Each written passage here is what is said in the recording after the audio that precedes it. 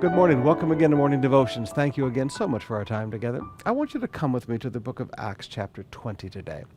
I find so many young people called to the ministry and then they don't make it.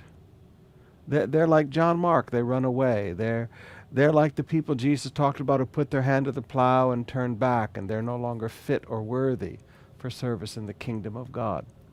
But Paul was not a person like that. Paul understood the ministry is not all happy, happy, joy, joy, lots of honor standing in front of people. And that's what the talking head ministries would like us to think that the ministry is all about.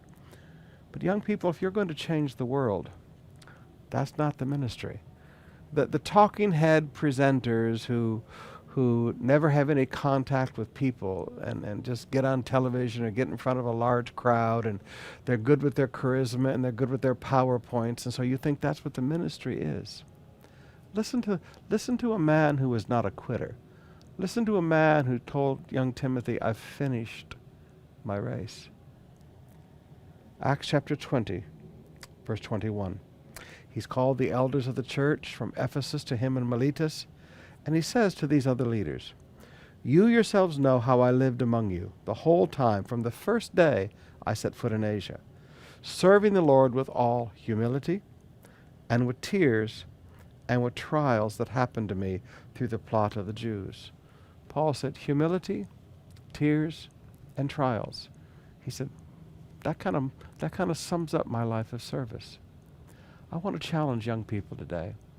If God has called you to the ministry, get over this illusion that it's going to be this glorious life, this life full of accolades and people looking up to you. It's going to be a life of humility.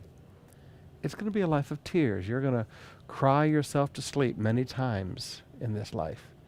And it's going to be a life of trials. There's going to be a lot of people that do things to try to hurt you. Because if you can't stop the message, you stop the messenger. Understand, the life of the ministry is a life of sacrifice. Now, if you want the ministry, if you're listening to me all across the nation today, or our Balikbayans, all of our people scattered abroad, if you want the ministry, I want you to get into the School of Pastoral Studies. If you're willing to pay the price, if you're willing to live the life of sacrifice, and you want the ministry, I want you to get into the School of Pastoral Studies as soon as possible. We want to open churches all across this nation. But it's only for people who understand the reality of the ministry.